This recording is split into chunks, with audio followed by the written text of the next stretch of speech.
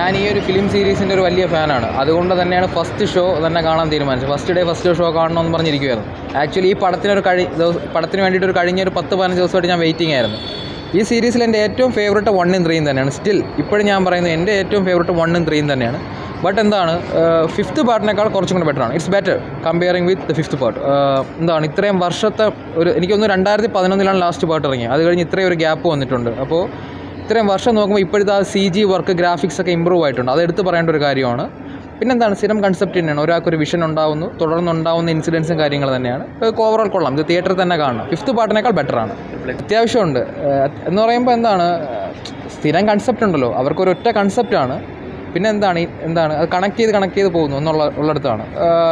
കൊള്ളാം. 5th പാർട്ടിനേക്കാൾ കുറച്ചും കൂടെ ബെറ്ററാണ്. ഫാമിലി അങ്ങനെ ചോദിച്ചാൽ എന്താ പറയുക, ഈ പടം സ്ഥിരം കുറച്ച് ഫാൻ ബേസ് ഉണ്ട്. സ്ഥിരം ഈ പടം കാണുന്ന കുറേ പേരുണ്ട്. അവർക്കിത് ഇഷ്ടപ്പെടും. അല്ലാതെ ഇപ്പോൾ ഫാമിലി ആയിട്ടൊക്കെ കാണാൻ ഇഷ്ടപ്പെടുമെന്ന് എനിക്ക് അറിയത്തില്ല. ഈ പടത്തിന് കുറച്ച് ഫാൻസ് ഉണ്ട്, ഈ ഒരു ഫ്രാഞ്ചൈസിന്. അവർക്ക് തീർച്ചയായും ഇഷ്ടപ്പെടും. ഞാൻ ഈ ഒരു ഫ്രാഞ്ചൈസിൻ്റെ ഫാനാണ്.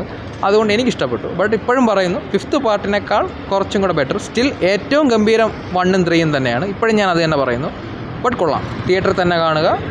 നല്ലൊരു എക്സ്പീരിയൻസ് ആയിരിക്കും.